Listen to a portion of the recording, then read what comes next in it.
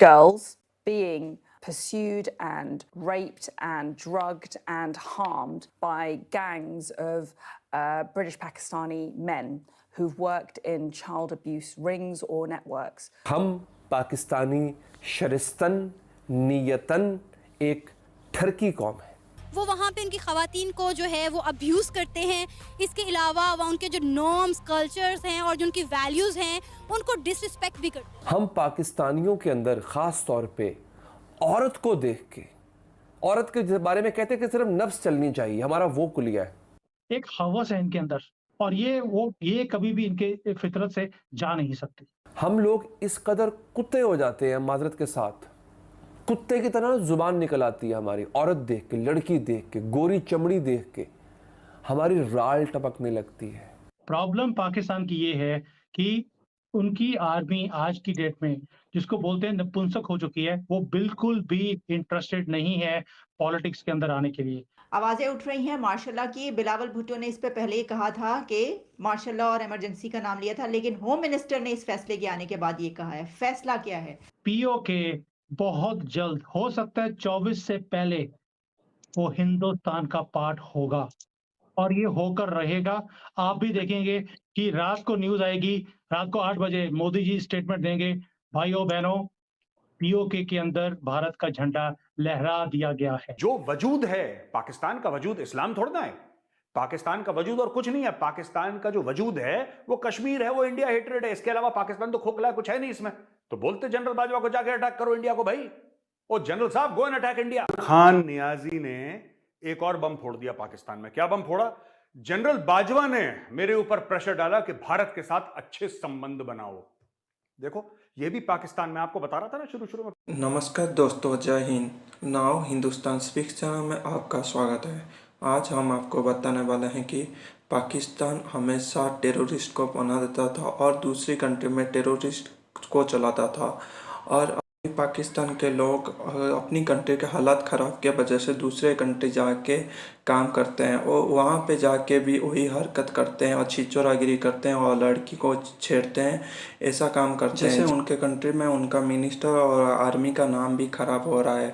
जैसे ही यूके में अभी पाकिस्तान जो हरकत किए हैं, उनको यूके गवर्नमेंट एक वार्निंग जारी किए हैं। वहाँ पे रहने वाले लड़कियों के साथ पाकिस्तान के लोग गलत व्यवहार करेंगे तो उनके ऊपर कड़े कानून बनाया जाएगा और उनको सख्त से सख्त सज़ा भी दिया जाएगा। अभी दुनिया का पता चल रहा है, जैसे उनकी गवर्नमेंट है वैसे उनका पब्लिक का आचरण है। इसके ऊपर आपका क्या राय है कमेंट में जरूर लिखें और इस वीडियो को फुल वॉच करें जरूर। मार्शल लॉ लगना चाहिए, अगर वो नहीं तो मार्शल लॉ लग जाए। अभी बिलावल भुट्टो ने बोलना शुरू कर दिया। बट प्रॉब्लम पाकिस्तान की ये है कि उनकी आर्मी आज की डेट में जिसको बोलते हैं नपुंसक हो चुकी है, वो बिल्कुल भी इंटरेस्टेड नहीं है पॉलिटिक्स के अंदर आने के लिए। ये सुनने के लिए बहुत अजीब लगेगा कि पाकिस्तान की आर्मी ने अपने आप को न्यूट्रल कर लिया है। वो किसी भी पार्टी को सपोर्ट नहीं कर रही, वो किसी भी चीज में दखल अंदाज नहीं कर रही। उसका रीजन एक ही है, उसका रीजन है पाकिस्तान के पास पैसे नहीं है आज के डेट में। उनके फॉरेन रिजर्व्स के अंदर डॉलर नहीं है, भीख मांगनी पड़ रही है उनको जगह जगह पर जाकर। तो इस ऐसी हालत में जहां पर उसको लगता है कि उसके फ्रेंडली कंट्रीज भी उसको पैसे नहीं दे रहे, वो इस गंद में अभी एंटर नहीं करना चाहते, क्योंकि उसके साथ उनका नाम भी खराब होता है। बिलावल भुट्टो हो या जरदारी हो या नवाज शरीफ हो या वो इमरान खान हो, सबको यही है, वो नहीं तो आर्मी ले ले, लेकिन कोई और नहीं आना चाहिए। वो गेट नंबर 4, आर्मी हेडक्वार्टर का गेट नंबर 4, जो कि सबसे मशहूर गेट नंबर है पूरे पाकिस्तान में, उस गेट नंबर 4 में क्या हो रहा है किसी को नहीं पता है। लेकिन घबराए हुए जरूर है ये पूरे पॉलिटिशियंस। कितने चांसेस हैं कि आर्मी टेक ओवर हो सके? देखिए रोज भाई, गेट नंबर 4 एक ही चीज के लिए मशहूर है, कौन कितनी अच्छी बूट पॉलिश कर सकता है। जो बूट पॉलिश ज्यादा करेगा वो कुर्सी पे बैठ सकता है। पीटीआई में इमरान खान ने अच्छी बूट पॉलिश करी, वो कुर्सी पे आ गया। जैसे ही उसने हल्का सा थूका उसी जूते के ऊपर, उन्होंने भी लात मार के बाहर निकाल दिया।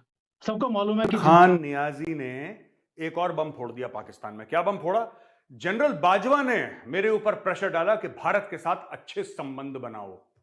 देखो ये भी पाकिस्तान, मैं आपको बता रहा था ना शुरू शुरू में पाकिस्तानी क्या कर रहे हैं, ये भी पाकिस्तान की आवाम के लिए बहुत बड़ा जुर्म है। ये भारत के साथ देखो अच्छे संबंध बनाना चाह रहा था, भारत के साथ अच्छे संबंध बनाना चाह रहा था, देखो कैसी बात कर रहा है। ये माइंडसेट है, ये एक जहनियत है, ये एक दिमाग है पाकिस्तान का, और ये बात आपको समझनी पड़ेगी। इमरान खान कहता है कि जनरल बाजवा ने बोला कि भारत के साथ अच्छे संबंध करो, मैंने मना कर दिया, और मेरे मना करने के बाद फिर यह हुआ कि यहां से हमारे रिश्ते खराब हो गए। पहले इमरान खान बोलता था कि मेरी कुर्सी इसलिए गई क्योंकि मैंने अमेरिकन को एब्सोल्युटली नॉट बोल दिया। पहले यही बोलता था कि मैंने अमेरिकन को बोल दिया कि मैं तुम्हारे ड्रोन के बेस नहीं दूंगा, एब्सोल्युटली नॉट, इसलिए मेरी कुर्सी चली गई। फिर इमरान खान ने पलटी खाई, बोला अमेरिकन तो बहुत अच्छे हैं, ये कोई बात नहीं। अब मैं बताता हूं मेरी कुर्सी क्यों गई।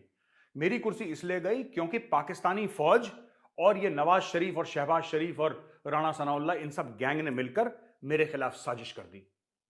ठीक है, तीसरा कारण, नहीं, साजिश नहीं, वो अलग चीज थी, वो तो हुआ था, लेकिन क्या हो गया कि पैसे दे दिए, करोड़ों रुपए, 30 35 करोड़ रुपए एक मेंबर ऑफ पार्लियामेंट को दे दिया, इसलिए मेरी कुर्सी चली गई। अब जैसे जैसे पाकिस्तान में इलेक्शन पोस्टपोन हो रहे हैं, इमरान खान हर तीसरे दिन यह कहता है कि मुझे हत्या करने की मेरी साजिश है, कोई मुझे मारना चाहता है। हर दूसरे दिन यह कहता है कि इसलिए मेरी कुर्सी गई, और हर दिन यह कहता है कि अब तो पाकिस्तान बर्बाद हो गया, मेरे बिना पाकिस्तान बर्बाद हो गया। अगर जनरल बाजवा आपको कह रहे थे खान साहब कि भारत के साथ रिश्ते अच्छे करो, वो क्यों कह रहे थे? वो इसलिए नहीं कह रहे थे कि उनको भारत से प्रेम है। ओ भाई, जनरल बाजवा को प्लॉट घेरने थे। वो 1200 1300 1400 करोड़ जो खाए हैं जनरल बाजवा ने, करप्शन के जो पैसे हैं, उनका करना क्या है? ओ भाई, उनका करना क्या है उन्होंने? वो कैसे होंगे? आप एक बात बताओ, जो जर्नल जंग लड़ता है दुश्मनों के खिलाफ, हटाया गया है, उस रात आर्मी के लोग आए और उन्होंने, जो सुना है मैंने, कि उन्होंने थप्पड़ भी मारा उसको, इमरान खान को भी। ये हालत है इनकी, राइट? और अगले दिन जब ये बात बाद में कंफर्म भी हुई, ये बात उस समय कंफर्म नहीं हुई थी, बाद में कंफर्म हुई कि उसको चाटा लगाया गया है, ये तो क्या कर रहा है ये, और नो ट्रस्ट मोशन को पास होने दो। आपको क्या लगता है जरदारी, अगर आज बिलावल भुट्टो जो है, ये अगर फॉरेन मिनिस्टर बना हुआ है तो ऐसी बन गया क्या? इन्होंने भी कोई ना कोई डील साइन करी है आर्मी के साथ, तभी सीट पे आ सकते हैं, और वरना वहां पर, मैंने पहले बोला, वहां पे इलेक्शंस कराने की जरूरत नहीं है भाई। वहां पे इलेक्शन नहीं होते, हिंदुस्तान में इलेक्शन होते हैं, वहां पे सिलेक्शन होती है। इलेक्शन से पहले ही डिसाइड हो जाता है किसने प्रधानमंत्री बनना है, किसने फॉरेन मिनिस्टर बनना है, किसने क्या बनना है। पाकिस्तान की आर्मी के पास ना तो बंदूक है, ना गोली है, ना गोले हैं, कुछ भी नहीं है उनके पास, और जो है वो मेड इन चाइना है। वो चले चले, नहीं चले तो नहीं चले। तो इसलिए मेरे से ज्यादा मेड इन चाइना को कौन समझ सकता है? तो इसलिए आज की डेट में 70% जो आर्मी है पाकिस्तान की, वो सपोर्टेड बाय चाइना है, और चाइना का माल कहीं भी चलता नहीं है। इसलिए अगर युद्ध हुआ भी और उन्होंने लड़ने की कोशिश करी, मैं कोशिश बोल रहा हूँ, वैसे तो हिम्मत ही नहीं है उनके अंदर। ये एक ऐसी फौज है जो सिर्फ सरेंडर करना जानती है। आज की डेट में उन्होंने तो तालिबान के सामने सरेंडर कर दिया भाई। वो थोड़े से लोग जो स्कूटर मोटरसाइकिल पे आते हैं, हमला करके जाते हैं, इनके आर्मी के और पुलिस के लोगों को मार के जा रहे हैं, उनके सामने सरेंडर कर दिया। हिंदुस्तान की आर्मी, उसके सामने तो वो खड़ ही नहीं सकते।